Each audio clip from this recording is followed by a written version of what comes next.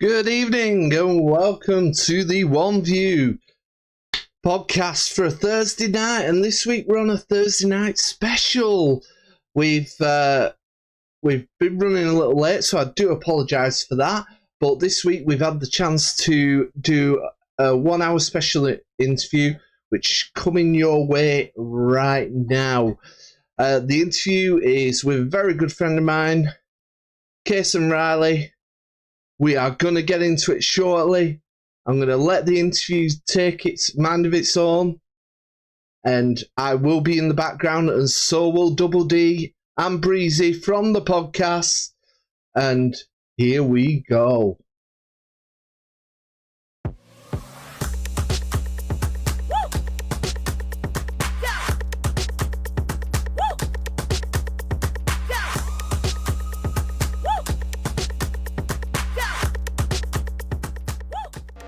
Warning. Warning. Warning. Should do, boys.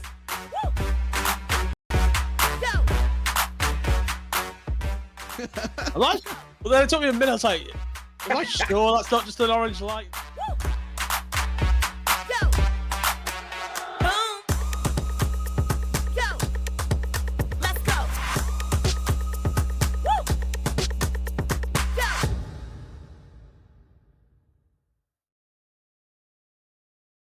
Good evening and welcome to the One View with your hostess with the mostess, JC1.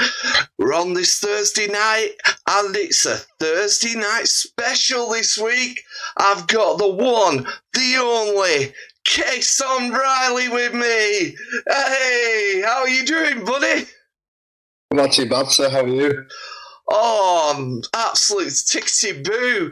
I don't know if you're aware, but the One View's just took a 2-week holiday, so it's great stuff. And I said we were coming back with a bang, so I thought, what better than giving my mate, Cason Riley, quick message, seeing if you're available, our special, all on you, buddy.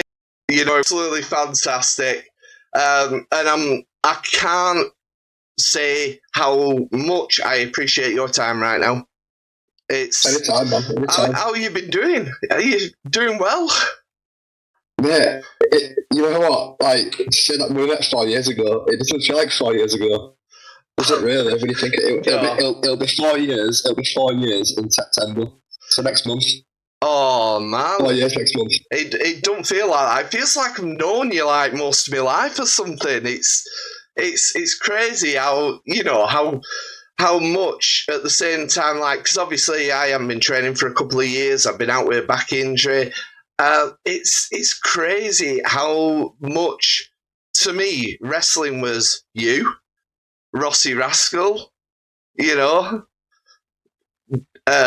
talking various wrestlers, obviously, around the locker room, such as Yestin Reese, who we'll get to later, and then you've got Danny Hart.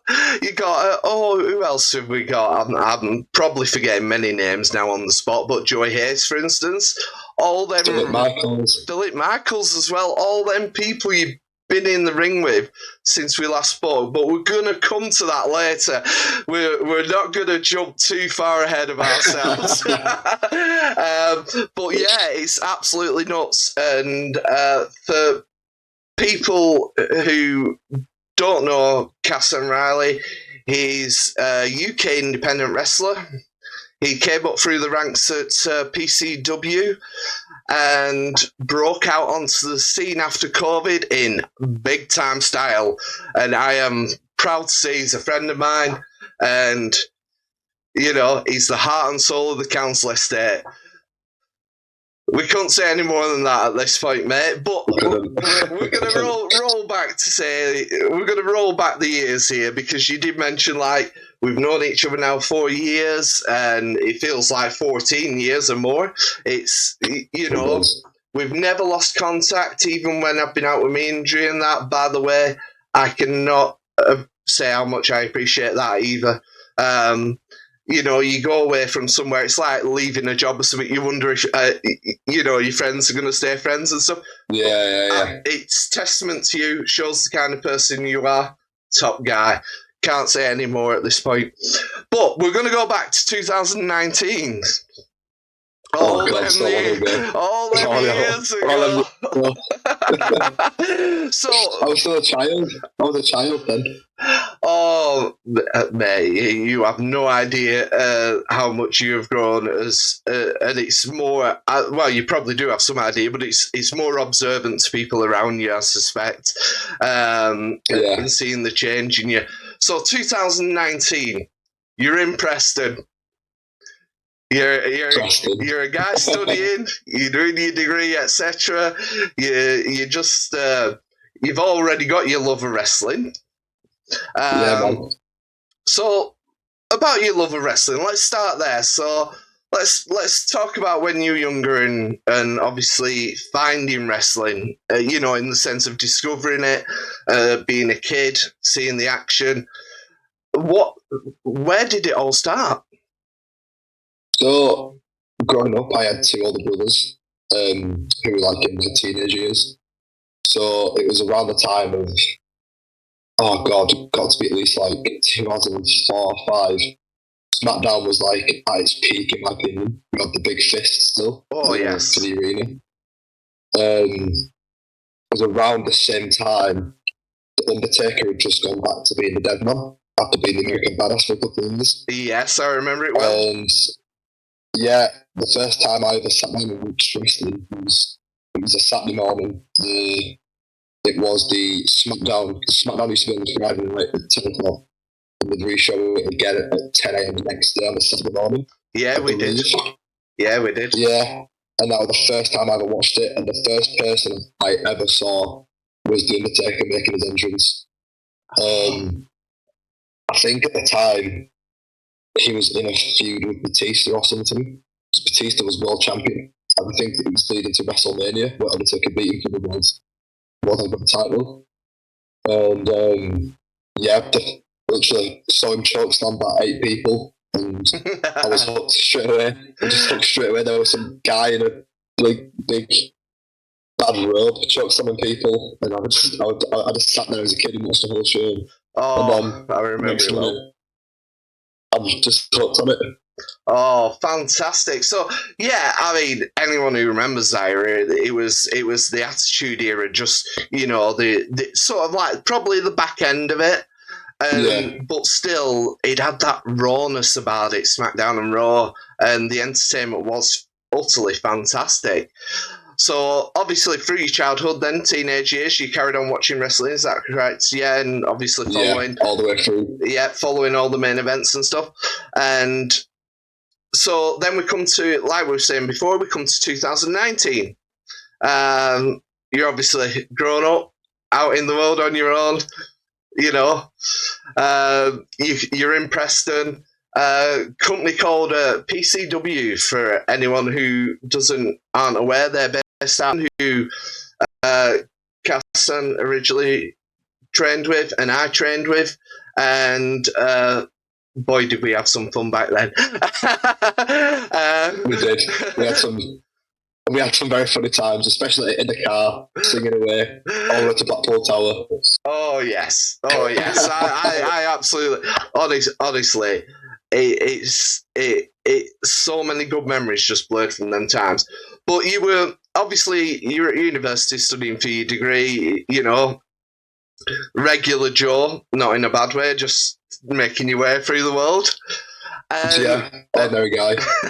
Yeah, and PCW advertises next white collar. How did you come about that? How did you see the advertisement, or? No, so like what happened to me was I actually joined before white collar. Yeah. So basically, it was my second week of university, and all my friends are getting that extracurricular sports and stuff. And I go up to this guy, me and my best friend at the time at uni, we go up to this guy who's doing all the sports stuff. And I'm like, is it anything to do with like pro wrestling? And he looks at me and goes, I've got this guy's email. Like, that's all it says to me. And all it says to me is, I'll email this guy, I'll email you, and I'll send you like a CC through on emails. The guy was called Carl Brown. You might know him. You might not. Yeah, I've met Carl in past. Carl was like the sports leader at UConn. Oh, right, So okay. he actually had Stephen Flooder's email. And he was like, yeah, just tell Cal. Well, he didn't say Cal, he said, just tell the guys to come down Tuesday at 6:30, between 6:30 and 7, speak to the head coach. I got down there on the day, I walked in the front door, was nervous as anything, spoke to the coach, and the coach was like, come back on Thursday at 6:30, bring 2 bottles of water, a t-shirt, and we'll just throw you right into the deep end. And that's basically what happened. Oh, wow. Oh, well, so at that point, you hadn't actually... So, obviously, you know, I was training at the time too, and it was in, you know, a lot of it blurred. We used to do so much. And so at that point, you actually didn't know what to expect. You were sort of like, you didn't know anyone. You were just walking in like, yeah. Hi. Yeah, very much, yeah. Oh, wow. So let's talk about very quickly about that sort of like your first impressions, your first training session. I remember well. What were your thoughts when we initially used to, for anyone who isn't aware, we had a strict format, and still to this day, our coaches will tell you, if you can't do the warm-up, you know, you're going to struggle to be there to learn, because they were intense. You know, we did 20 press-ups, sometimes through 20 sit-ups, 20 squats, and we used to do them sets, and we used to do between 3 and 5, dependent on how intense the session were going to be. It depends what coach you had as well. Yeah. Depends what coach you had. CJ did not mess around, did he? No, CJ Banks, absolute legend. Honestly, every time I think of CJ, still to this day, I just smile. As a, you know, he was, I've ultimate looked up to him, still do, and so you came in, obviously you started the warm up and everything. What was going through your head during the warm up? Because I often want to speak to people about this, because I hadn't had a chance to say this is how I felt. Like I can like, must be like halfway through the second set, and I was like, yeah, no, absolutely, screw this. I've had enough of this. I'm not made for this. Like, and I'm looking at the coach, and like, he's looking at me, and I'm looking at him, and I think he knows this guy's gonna break, and I'm like, I'm gonna keep going, I'm trying. Like, for me, it was just the push-ups, man. The push-ups just used to finish me off completely. Yeah, like, yeah. And that was just a warm up. Like, I was ready to leave after the second set. I was like, yeah, none of this. I can appreciate it. I mean, like you say, you came before a white collar, essentially, which you did get to be a part of, and we'll come to in a short while. But it was the initial first day. I can testament to what you're saying. You know, you're there powering through, because at the end of the day, you think, you know what, I want to find out what this is about. I want to find out what it takes to become a wrestler. I want to push through this. The pain is immense, the exhaustion, and you're like, wow. And then straight after the warm-up, obviously, you know, some of our in-ring techniques involve a lot of rolls, a lot of drop downs when you go to sleep, and we do a lot of it in up and overs and stuff like that. I bet you by the end of the session, if you were like me, you probably would have loved it as well as hated it. Was that how you were feeling? Like, I'll never forget. So after the session had finished, I remember being like proper buzzing, but my body was just like saying, "Cal, mate, you need to go to bed. Like, as soon as you get home, like, just go home, have a shower, and go to bed." And I'm not kidding. I remember getting home that night, and I had so much adrenaline just from doing just what you'd call a bit like, obviously, like the basics. and I had some food. I had a shower, going to bed, and when I woke up the next day, oh my god! I remember calling my teacher, like saying, "I can't come in. I'm sick. Like, my body just isn't working tonight." No, like, Oh, I used to have uni on a Friday morning, and I had to ring her and be like, "Look, I physically cannot get out of my bed. Like, I can't bend over. My legs aren't working." That first session was enough for me. Like, it absolutely broke me into, like, yeah. that. It was such a rewarding feeling, but the pain that I felt, Jesus, it's just something different, wasn't it? Just something different. Yeah, somewhat different, and unless you've been through it, I don't think people can sort of, as much as going in the gym and stuff. At the gym, you have the option to stop. At these training sessions, you don't have that option. If you stop, you either better be injured, even if it pulled muscle or whatever, or yeah, throwing up, or third option, this isn't for you. That's the basic gist of it. But obviously, then so you've got through that first session. You obviously decided to come back. You persevered. You met all those guys, all those in the academy, and we met you, and it was fantastic. We can always say when we, judging them, you don't intend to judge a person, but when they come through the door and fit in as well as you did at the time, it was, just through your general attitude, the way you were as a person, you're an absolute top guy, and I can't express how much from, and I don't feel this is always fed back to you, because in wrestling, as you know from the training session, you don't always get positive feedback a lot of the time. You just get on with it. If you've done it right, they won't say out, which is, it's the way it is. But so from there, obviously, you've come back, you've trained. There was white collar coming up, which you signed up to. In the meantime, that was a question I wanted to go to. So obviously at the time we had open rings before you went to white collar, and you got your debut on open ring. I know where this is going. I can already see you in the back of my mind jumping on me. Like, I can already see you coming back down now when I close my eyes. I can just see the elbow coming down now. So I wasn't going to go there just yet, but I will do. So at the time, obviously, open ring, you got your break. You had the memorable one to me, obviously from my point of view, was your tag team match where you teamed up with Mark Alexander Price versus me and Little Sexy Jason Joshua.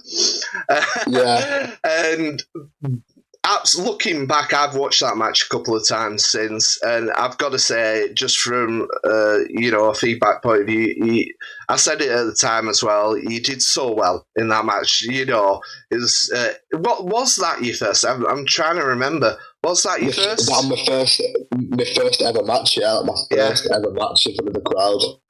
So at that point, you really have been thrown in the deep end, and it was great to see. And like I say, I still watch that match back. I love it because I love to see how far you've come as a person and a wrestler. I had a different name as well. Before I was Cason, I had CSR, didn't I? Yeah, so CSR before Cason. Yeah, so you were a CSR at the start. You did open ring with us. Still the only person to kick out of a Macarena elbow. Still to this day. I obviously didn't jump high enough. Mate, all I can remember is the only thing I can remember from that match is getting super kicked by you and then turning round and the next minute you're jumping on me. And it was I think it was a spiral tap, and then that was it. The match was over. Yeah, that's all I can remember from that match. Well, you did a lot more than that, and absolutely top draw in my book. So Yeah, he was easily one of the funniest matches I've ever done. And Jason Joshua, I still follow him on Twitter. You're still in contact with the guys down there? I comment on some of the stuff sometimes, and occasionally we do keep chatting about Open Ring because we need to get a rematch. Like it's been so long. Yeah, yeah, and hopefully, fingers crossed. I'm not making it too much plans right now, but let's just say I'm picking up my gym work a little bit more and more every week. And you never know where it might end. You never know. But I will be keeping the beard. for anyone who knows our shows back then, I was very clean shaven and stuff. So going on. So you've done Open Ring. You've got in front of a crowd, obviously. I bet your nerves were, even Open Ring, your nerves were jangling that night. You know, you're all over the place. I remember when we were trying to plan it, and I remember saying to you, I'll be back in 2 minutes, and I was in the bathroom just trying it because I was so nervous. And I was like the feeling that I had, like it doesn't matter the amount of crowd it was. It's just there's people there watching you. They're paid to come see you. Yeah, and it's your first match, and you've got no idea how to feel. And I always try to recreate that feeling because I think that always be the best feeling I have in wrestling. Like the first moment going through the curtain, then all the eyes are on you, and it's almost as if all the butterflies just go away while still being there because you just hit the switch and you're just different. Yeah. It's such a different feeling. It is, and I don't think until you've been through it, you try and explain it like you have done just then, but I don't think you can fully explain it. The emotions and the nerves and everything about it, everything's heightened. But you got so we're coming up through Open Ring, and then like many things, it happened to many of us. COVID hit. Yeah. And I bet you thought, what a kicker. How did you feel when COVID hit? Because bearing in mind, at this point, you're at the start of your journey. You know, you still are in a way, but but you're a lot further on. But you're then and then, that was literally months into your journey. I think for me it was so hard because I had the Open Ring in the January review. I had the second Open Ring in the February. Yeah. And in the March, March 16th when COVID hit. Yeah. And then it was meant to be April, was meant to be the White Collar show. So 5 weeks for the show and having that taken away from me. Because like me and you both know it's a big step up from Open Ring to a main show. Yeah. Like the atmosphere and the feeling just so different. And knowing that all your family and friends will watch you do it, you've been like working the last 8 months just to be taken away from you it's so painfully gut wrenching. I think COVID were more worse for me because not only did I have wrestling taken away from me, and I was stuck at uni for 6 months by myself. Like I can think. I remember telling you because we used to play PlayStation in during lockdown. We did, and just having no flatmates, no friends around. It was just one of the worst things ever. Like it's like life just stops, doesn't it? Like life is at a standstill and nothing was changing. Like this was months. Like nothing changed for months. Yeah. I don't think shops and stuff reopened until like November, December. No, they didn't. To go that long without anything, it was just weird because like your schedule of uni, gym, and wrestling were just gone for pretty much the whole year. Gone. It's one of those feelings like where it still upsets me now that it happened because that's a lot of time I'll never get back. But, you know what I mean? Just gotta keep going and appreciate what we've got more.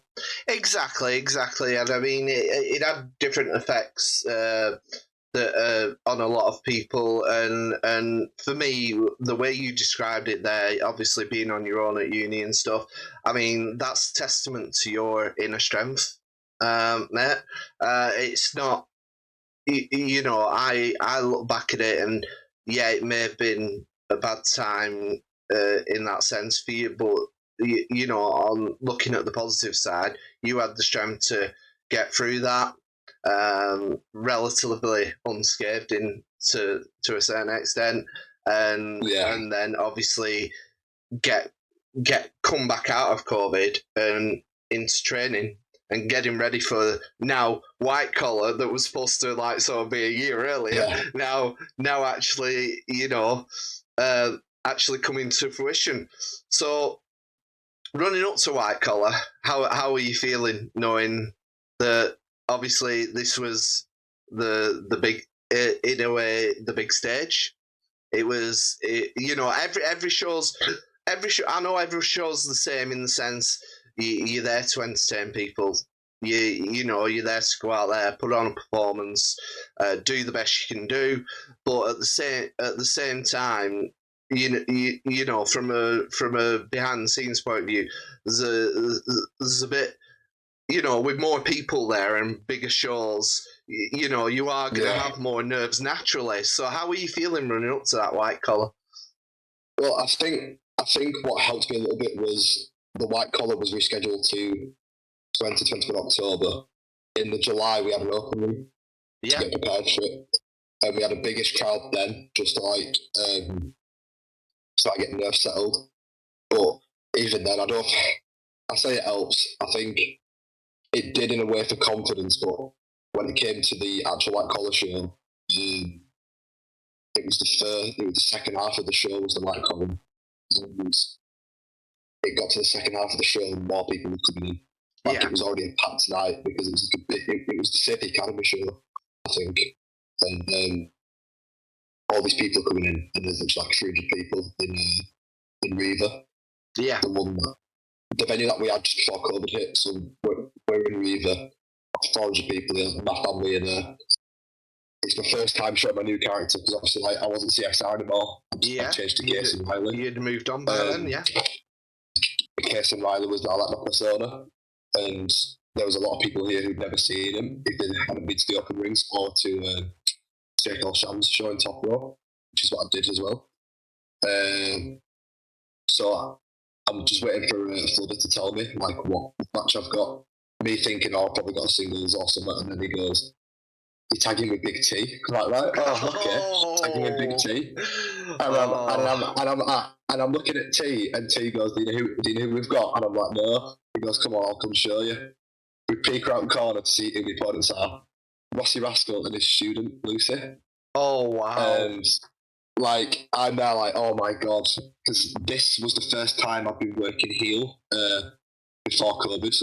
Yeah. This was my first match, obviously, the open ring was heel, but, I'm getting to work heel now. I'm a little bit older. I've been in wrestling tapes, so I've got more experience and stuff like that. And I'm like, I've got to wrestle the best mate here. Basically batter him in front of his family, in front of his students' family as well. Oh man. I bet that was totally different for you. Like you say, working heel compared to face it's black and white, chalk and cheese. It's completely, it's completely different in that sense, isn't it? Yeah. But obviously, a lot of the fans knew because they'd been to the open rings where they'd seen me do face. Yeah. And I spoke to Flood about it, and Flood was like, be heel, but still have that respect and face persona that you would from Boss on an open ring. Yeah. So I thought, right, that'll be a bit different. So we'll try it. We planned the match. We all felt confident, and weirdly, I'm there getting ready to go out. Then Ross's music hits first, so the faces go out first by accident. Me and T don't come out together, so I got to come out by myself. I just got my own white collar entrance. Fight music starts playing.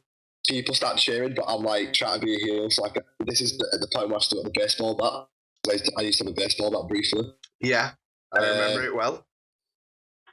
And I was still being a heel, but I'm still getting cheered. So I thought I'm just going to have to absorb it. So I was being heel while taking the crowd's love, if that makes sense. Yeah, it does. No, it does. It does. Yeah, So I shook it.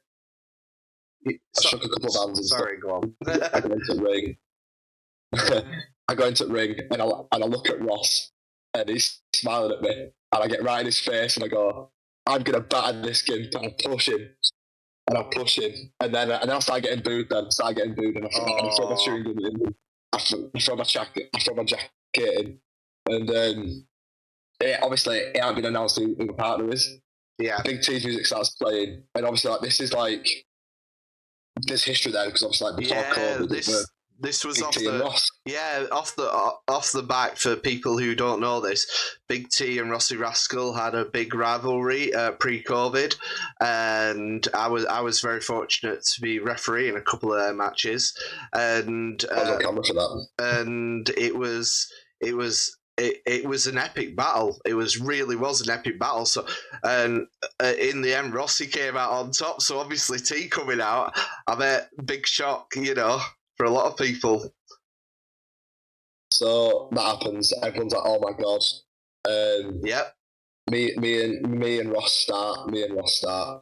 And fun fact: this match was on TV too. Yeah. It was on. It was on Sky TV. Yeah. Oh, brilliant. I know Ross recorded it, so I'll try so we can get off of him. So we do the match. Me and Ross start. We do our spots. We run the match. I get took out by both Lucy and Ross. Yeah. While I'm getting taken out of tag team, I'm done then. Ross and Lucy win the match. I get back in. Ross thinks I'm gonna go for him, but I don't. Shake Lucy's hand. Shake Ross's hand and give him a big hug. Because obviously, like people in the academy knew we were friends outside and stuff. They get out. I go to check on T, and then T just choke slams me like in the ring. No. He just choke slams me.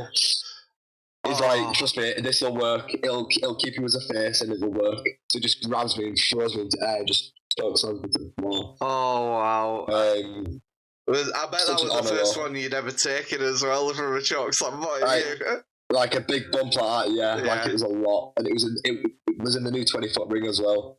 Oh wow. And I'm there laid there for like a minute. Like I can't remember who was. I think it was Simon who was roughing, and he's like, "You okay, mate?" And I'm like, "No." What do you think? In back of your mind, you're like, I've just got 7 foot in the air and come down. What do you think? Oh, that is brilliant. That because like at the time, I'd been 21, so I hadn't done many big bumps off the top rope yet. That was a big bump, especially for his height. Yeah. No, I've wrestled. I've wrestled T as well about 3 times actually at open ring, so I can appreciate. He's a big guy. He's got a lot of strength, and he. A lot of people do talk about wrestling, and obviously, the pre-planning or the behind the scenes. But when like they do say don't try this at home, as the motto used to be on WWE, people like me and you who've been there, experienced it, are fully like, seriously, do not try this at home, because if you're not under supervision, you are going to be possibility of being hurt, and quite seriously as well. There's times in training that I'm sure with yourself you've pulled a muscle or hurt yourself slightly, and but that's the learning experience. That's just you can't help that. It's like in football, if you run down wing and your hamstring went, you can't help it. Yeah, it just happens. But I can imagine you led there. I bet you felt a sense of accomplishment, though, didn't you? In the sense of I've done it. Yeah, in like a really good way. Yeah, because I was led there. I just wrestled in front of all of them for the first time. Yeah, and it was like it's almost as if COVID never happened. It's so weird. How to picture it, and I was like I love the open rings. I'll always appreciate them, and I'll always do them if I can do them. But like. It's just something different on the big stage, and just a different feeling together. Massively. I mean, I can certainly appreciate it, because I think before Reaver, PCW used to hold their events at Evoke, in Preston, Yeah, and it's gone now, isn't it? unfortunately, it's burnt down. Now there are fire there after COVID, after the roof caved in. But I came out to 700 people in Evoke, and I will never ever forget that. So I can appreciate how much that would have meant to you. And especially with your family there, that must have been absolutely insane for you. But what we're going to do, we're going to take a quick break on this interview with the one, the only Cason Riley, and we're going to go into post-COVID and his 2022 breakthrough. We'll be back shortly. Welcome back to the One View podcast with your hostess, the most SJC1. Still with me is Cason Riley, the one, the only, heart and soul of the council estate from Leeds. We're chatting about his journey through wrestling. We started with his introduction at PCW and working his way through the ranks now. We're going to move on to post-COVID and 2022, which I've aptly termed his breakout year. So coming off the back of 2021, Cason, you've been obviously, you've had the experience with PCW, you've done the open ring, you've done some shows, you built your character, you're feeling a bit more comfortable in it. It's suffice to say, confidence has massively changed at this point. You know, your self-belief and look the way you see yourself, and even now I can see the way you're sitting and you're chatting with me. It's still me and Cason, but at the same time, it's completely different you, and it's so good to see. So 2022, let's start out. So so obviously at this point you're still at PCW. Are you still living in Preston at the beginning of 2022? I am. Yep. Yep, still living in Preston. So how did it come about? You start getting more involved in the main shows. What sort of how did that build up? So what happened was just before 2022 started, at the December 2021, we had a Wacky World show. Yeah. And it ended up being like a open ring / main show in a way. It was like what I would call an open ring plus show. And it was a TV taping and it was on Sky. Yeah. And ended up wrestling Whitney on this show. Right. Okay. Which was a lot of fun. And I think then management started to see that I was slowly coming into my own. Yeah. And I was slowly starting to get more confident. And then didn't do anything for the first 3 months of 2022. I did the open rings. And then it got to Road to Glory in March. Oh, yes. And a show that we know very well, that we watched before COVID happened. Yeah, WrestleMania or PCW, some would call it. It's the main show of the year. 3 shows, 2 days. And so what happened was, Reva, something had happened with Reva, and we couldn't do the show now. So we had to move the show to the academy. Right. And we had to fit 250 people in the academy, and you see how small that place is. Yeah, totally. And also on the same day, we had train stunts. One of the wrestlers' cars broke down. Right. Which had 3 other wrestlers inside the car. So what happened was, I had just gone to the shop. I had no idea I was wrestling. I had no idea. So the show starts in like 45 minutes. Doors are in 10 minutes, 15 minutes. I've just got to the shop. And somebody comes up to me and goes, "Get changed." I'm like, "What, am I on camera?" He goes, "No, you're wrestling." And he just walks off, and I'm like, I can only imagine. I'm like, brilliant. I'm there trying to process what he just said to me. And then Drill comes up to me. I think you've met Drill before, haven't you? Yeah, once before. And his big Wigan accent puts his hand on my shoulder and he goes, "All right then, lads, so what we doing?" And I'm like, can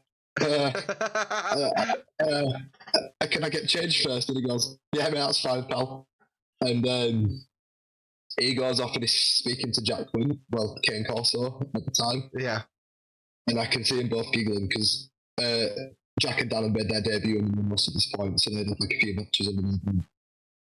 They're like giggling, and then Jack comes up to me after he's got changed and he goes, "Tell me, don't be nervous." I went, "It's drill, you'll be fine."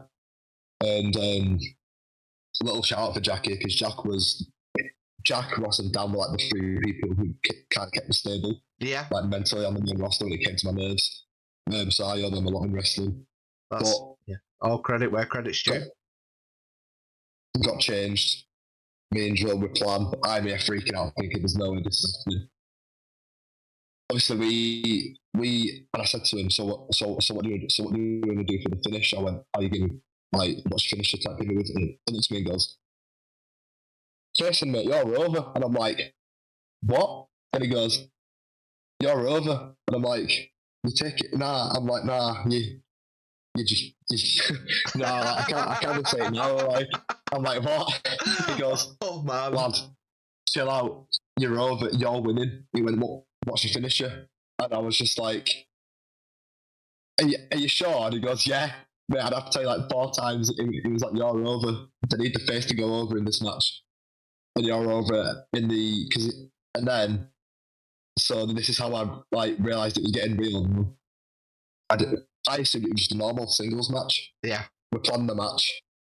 We planned the finish, and then just before the match starts, Nigel goes, "The following contest is the first round of the Raw," and I'm like, "First round?" I thought it was just a singles match for the pre-show. Yeah. Or just for the show. No, it turns out it was for the actual tournament. I was in the tournament, which I didn't realise. Oh wow. So I mean, I'm opening the show like we're opening the first on, and it's actual tournament. Always a big deal for anyone who doesn't know this. The opening match of any show is one of it might as well be it's probably third to the main event, second to third to the main event if you've got a couple of title matches on the card.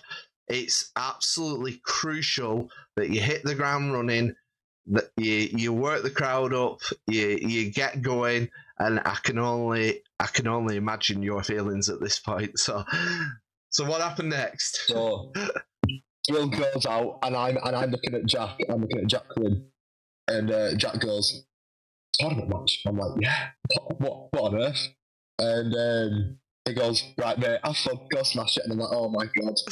My music starts to play, and because my music at the time was fight music, so there's like 20-second instrumental. Yeah, I can hear the beat coming. I'm like, "Oh my god, oh my god, oh my god." Then my music hits, I walk out, and I just go, "Come on then," and the entire crowd just erupts. Like they erupted for me, which was a shock for me. Oh, amazing! Because I was like, "Oh my god!" I'm there just feeding off the crowd, but I'm so nervous on the inside. The game took ring, and everyone's just chanting, "Cason, right?" Oh my god, there's no way this is going. I will try to find the clip because I have got the clips somewhere. Oh, I'd love to see that, mate. Yeah, definitely find the clips for me. So, ref comes up to me. It was time. Oh no, Liam. Liam was the ref. You might remember Liam Rollins. Yeah. And he was the ref, and he was like, "Carl, you ready?" I'm like, "No, let's go."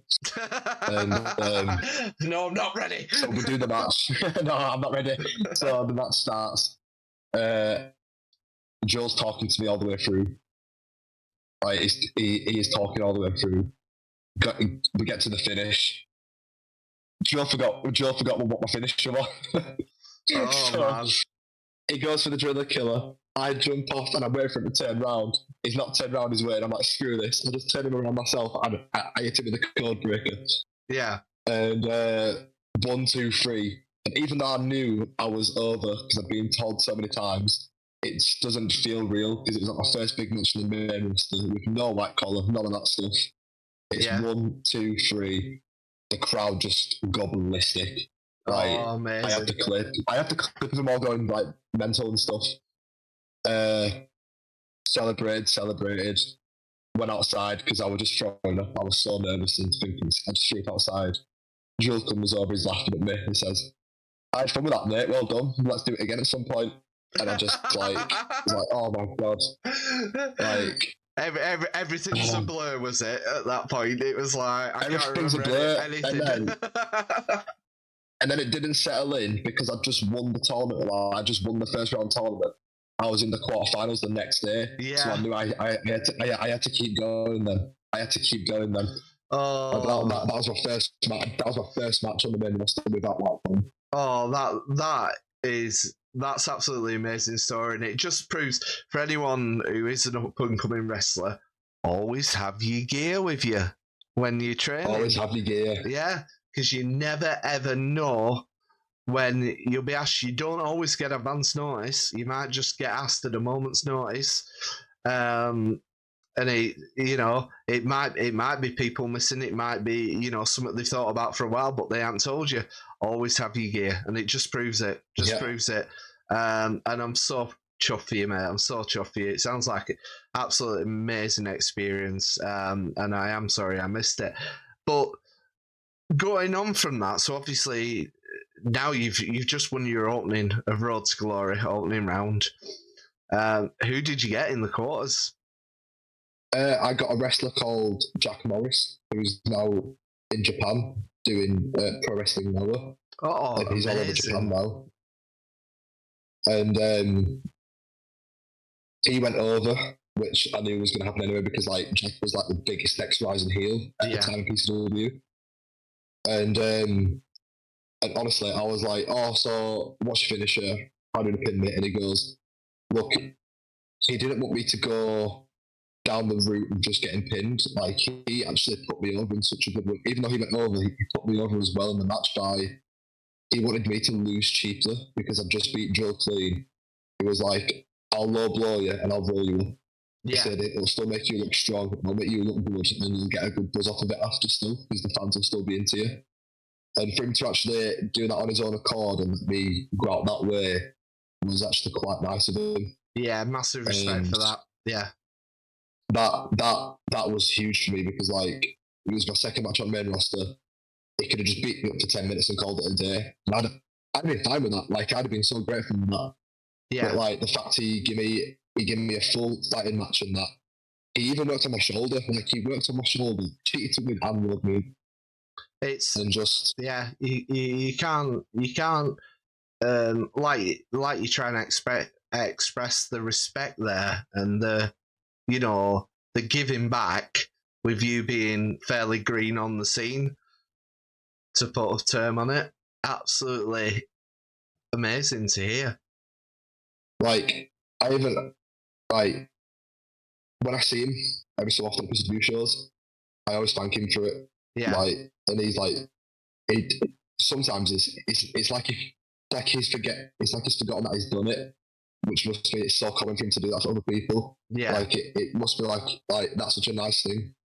So after that match had happened, sort of said he was really happy with how I'd been doing all the week and stuff. And he just went, oh, by the way, you're on the third show tonight as well. And I was like, what? And he's like, yeah, he goes, you're in a tag match. You're in a tag match. You'll be on second. And you're tagging with Ross. So it was me and Rossi Rascal versus Jack and Dan. So literally, I had all my best mates in a tag match. Amazing feeling. This was to build Jack and Dan because obviously they were going for the tag team titles at this point. They were getting built. Obviously Jack Morris had worked on my shoulder in the morning or the afternoon before. So that entire match was them just working on my shoulder. And Jack and Dan went over, but they made me look so strong. At one point in the match, and I'll always, because this was the finish. Ross gets taken out of the match completely. Them two are in the ring with me. I'll just take off my top, just starting from bats. I'm just absolutely battering them both at once.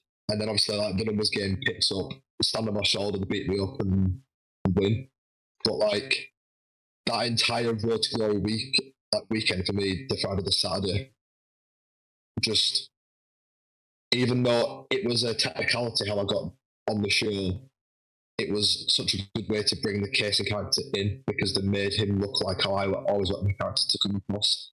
I don't care about winning or losing as long as I just look like I'm going down fighting. Yeah. And that entire weekend was just a fever dream. To think it was like, oh god. So that was March last year. We're now August. 16, 17 months ago now, 18 months ago. Oh, amazing. And that was just March. Yeah. That was just March. And then after that, after the March debut that I had, yeah, ever since then, every single main show since then. Every single one. That's absolutely amazing. That's absolutely amazing. I'll make sure I get down soon to see you. I am, man, that's such, it's such a good story, and it shows our hard work and, you know, the character development in wrestling and stuff like that, how it all comes together. And you know, you're proof. You are proof that, you know, it can, you know, if you put in the time, it will come together, and learn your craft and keep learning. It don't just stop there. Yeah, you know, you keep learning on top of that. But moving on from the March of that year, obviously, you know, like you say, you've been on every main show since. I've been keeping tabs as much as I can do, and I've seen you in the ring with Joy Hayes, and obviously Danny, and then we had the big Flag Market show last year, and oh yes, and I can see you know where I'm going with this. So on the Flag Market show, you get set up and introduced, and you get Yestin Reese, which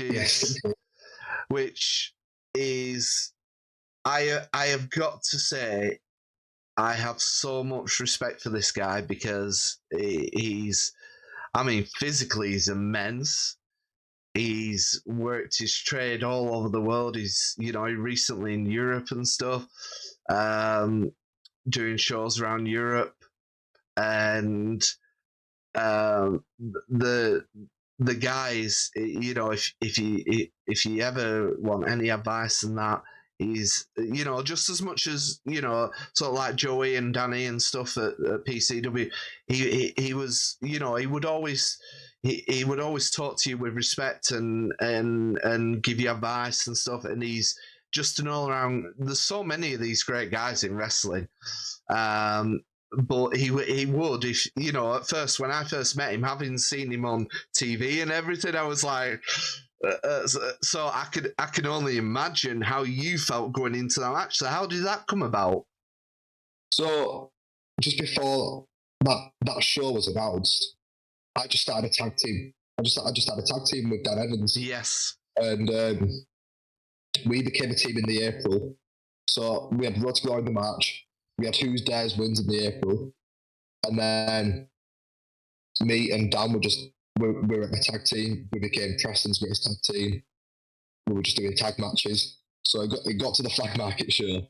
And I'm like, oh, me and Dan will be doing something. I'm on the poster. I'm in my tag gear on the poster. Yeah. I'm like, because me being on the first time I was on a poster as well, which was quite big. I'm in my tag team gear. I'm like, right, I wonder what me and Dan are doing, because Death Row have got the models. They've just won the tag belts. I wonder if we'll be doing something like tag team wise. And then someone's like, oh, your match is done, and then he goes, Dan's match is done as well. And I'm like, me and Dan have got singles matches. So he goes, yeah. Said, I'm gonna put it out shortly. And then before it even gets put out, I can't remember who messaged me, but somebody sent me a text saying, have fun next week, mate. You're gonna need it. And I'm like, oh shit, what? And I look on Facebook, oh no, and I see the graphic, and I see me, and then I look right at me, and I'm like, and I'm like, oh my gosh. And I was still like, obviously I'm still green now, but being that new and then seeing you've got Yestin Reese, I'm looking at this photo and I'm like, there's no way this is real. I screenshot it because it's on the actual PCW page and I'm like, bloody, yeah, you're joking, you're having me on. I went, what have I done wrong? I said, why? And he goes, you'll learn a lot from yesterday's pal. You have fun, mate. Honestly, you'll be fine, mate. Yeah. And I'm like, is this a rib? Am I being punished? He goes, no, mate, you've been rewarded. Like, it's yesterday's, you'll be fine. Yeah. So, a week before the show, I messaged him because I was so nervous. I went, look, I'm still new. I'm really looking forward to work. Like, I love your work. The feedback you've given me in the past, I went, look, I'm not going to lie to you, mate. And please don't think I'm bad for doing this, but I'm really nervous. And he goes, like, he was so sweet about it. Like, he said, mate, I really appreciate the message you and everything will be fine. And he went, we'll have some fun. He said, don't worry about it. And he sent me like a little love heart at the end of the message saying everything will be chill. So and then like an hour later, he tweets the photo and he says something like, I'm going to kick the shit out of this little boy. And I'm like, oh. That's amazing. Like, I had the whole council state gimmick and he's like, you best bring the council state boys with you because you're going to need all them to take me down, son. Oh, so, that is amazing, man. It got to the day of the show. I'm in the tag team gear and we planned the match and stuff.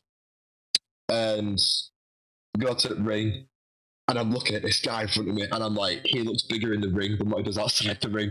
Yeah. And I'm like, it's because obviously like he's in his gear, and he's got his vest off, and I'm like, this guy is. So we got to lock up, and he just throws me into a buckle. Like I don't have to post, I don't have to help him.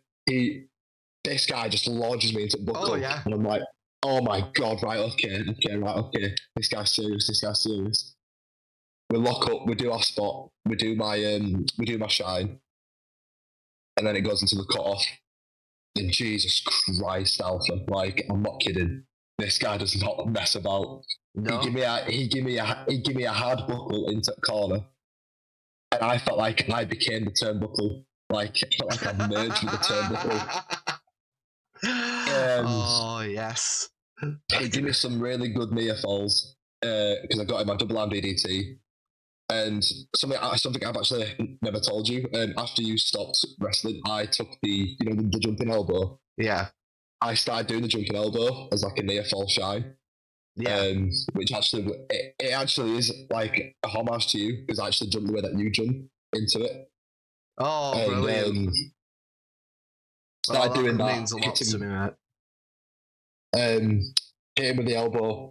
The crowd actually think I've won at this point because I get some really good height on it.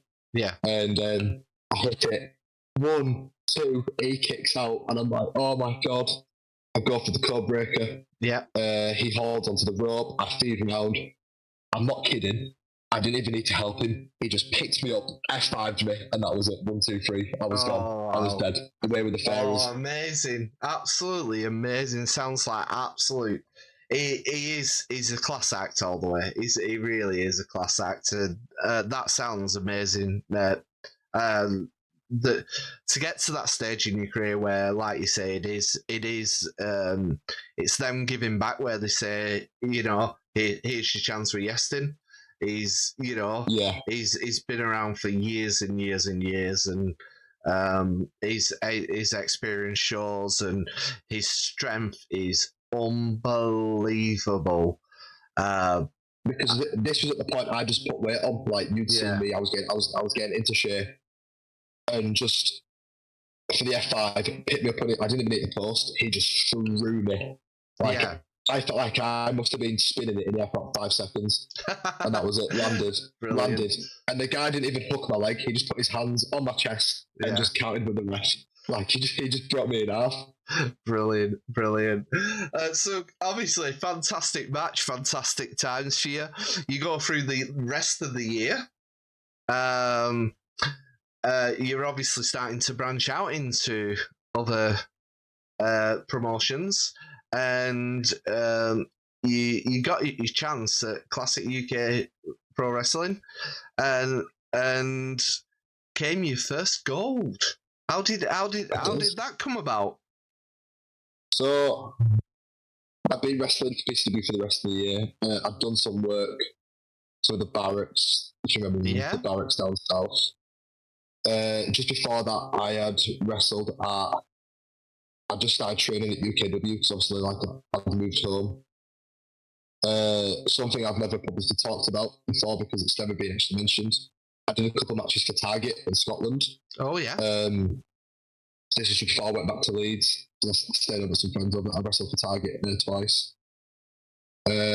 So I had 2 different promotions under my belt, and then 3 with UKW.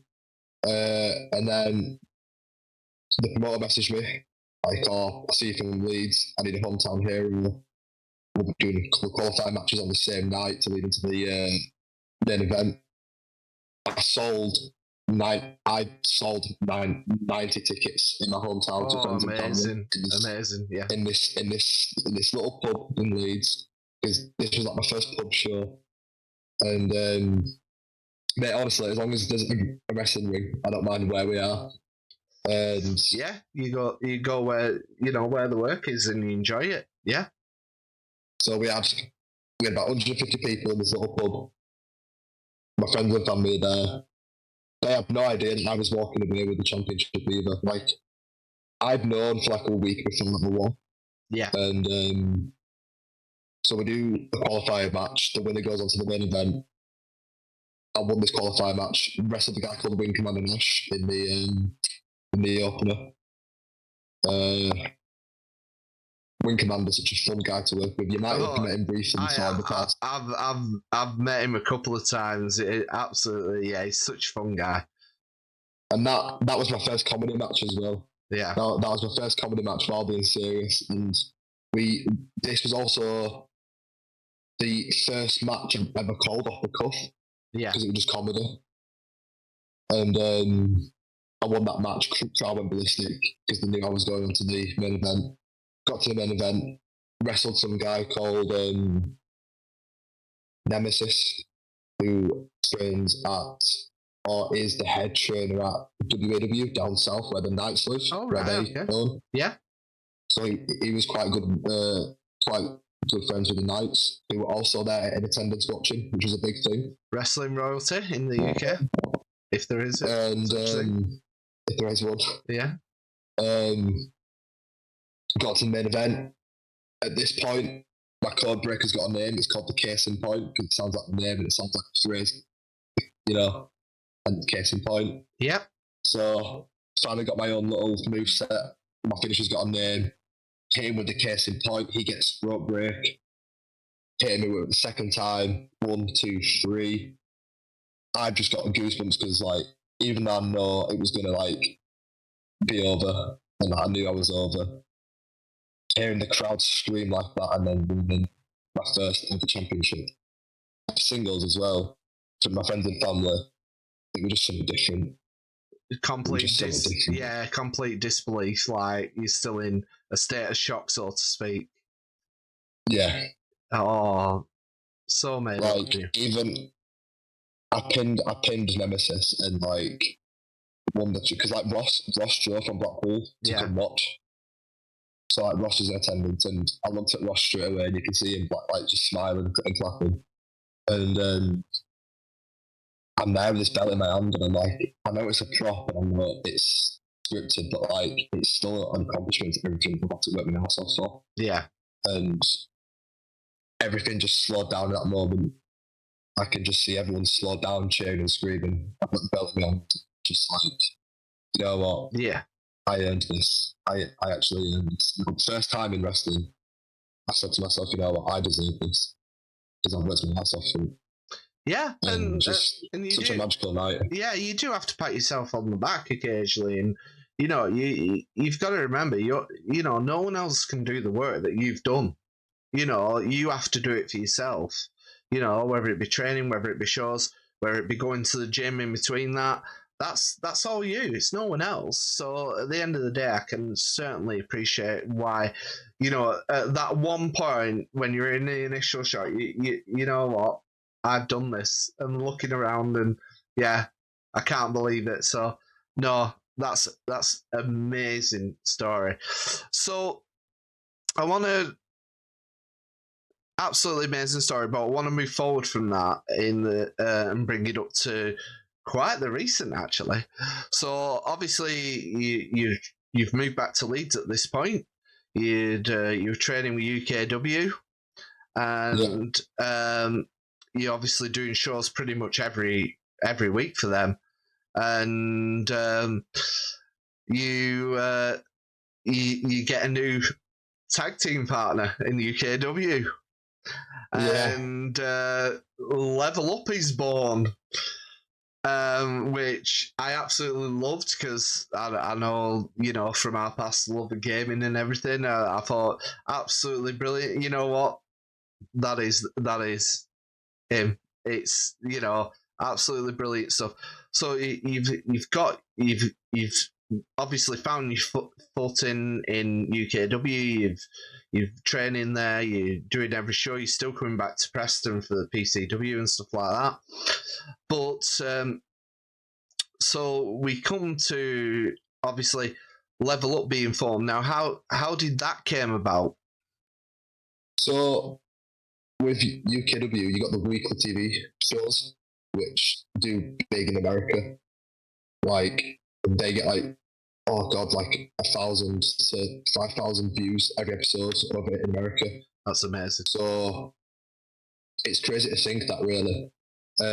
So me and Brett, when I first debuted at UKW, I was on a show called Wednesday Night Night.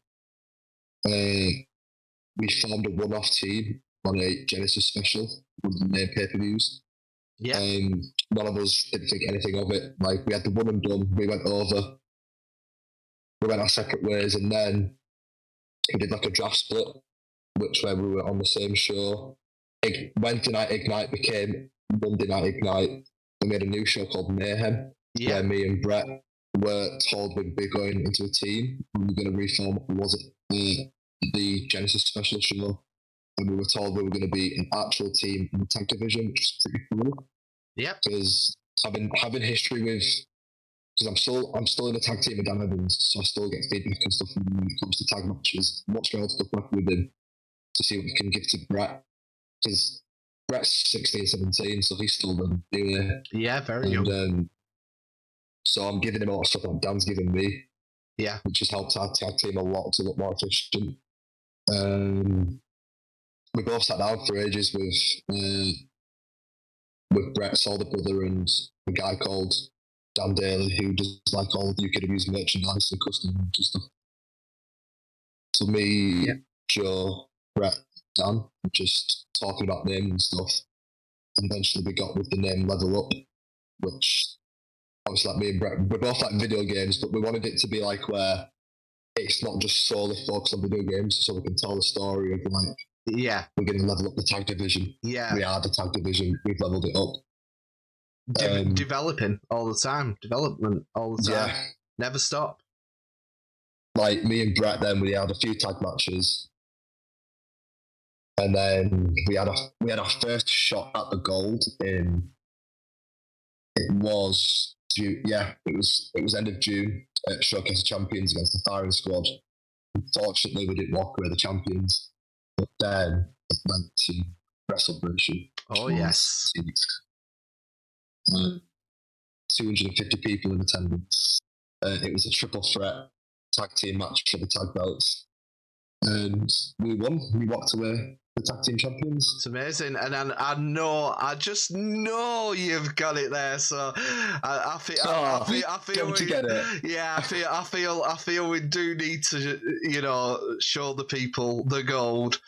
So I am very proud of it because it's such a beautiful looking championship. Oh, that is stunning. That is really stunning.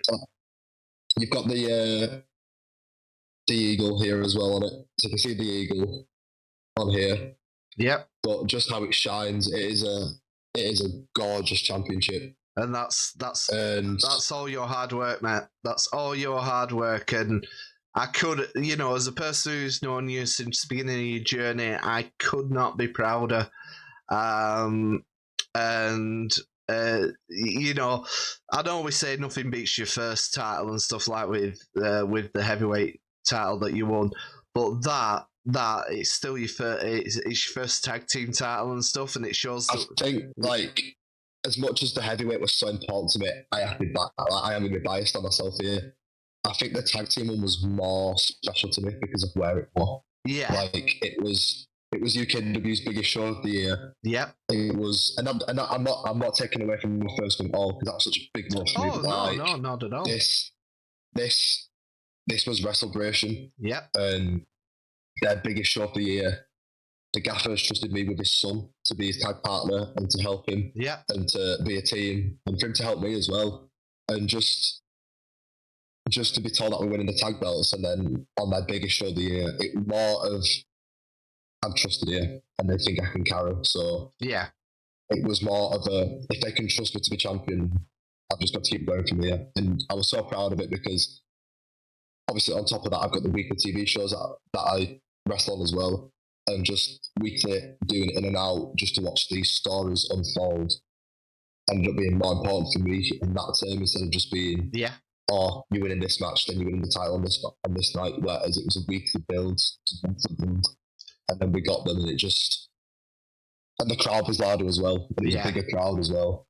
And the stage, like I'm not taking up my like web location one, but like UKW have their own arena.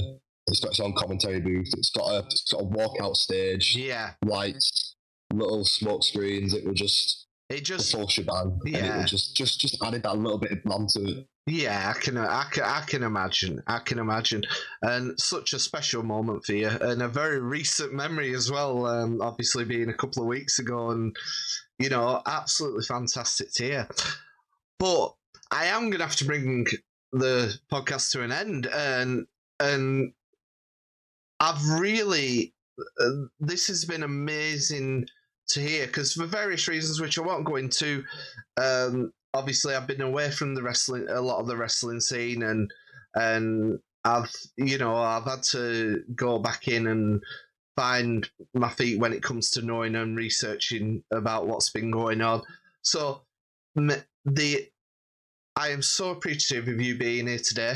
Anytime, mate. I've really appreciated being on the show. I've really had a really good time today. And when you're ready to come back, me and Ross will be here, arms open to you. Oh, we always have been. Amazing. That's amazing to hear. So massive thank you to my guest on this special, the one, the only, Cason Riley. If you live in Yorkshire or you can travel to Yorkshire, get over to Leeds, see him in action. You won't be disappointed on UKW. Also, like you were saying on YouTube, we'll put links in the description and go check it out. You won't be disappointed. Thank you once again. And cheers, Alfred. Thank you very much for having me on. Appreciate it, mate. Thank you, and good night to everyone.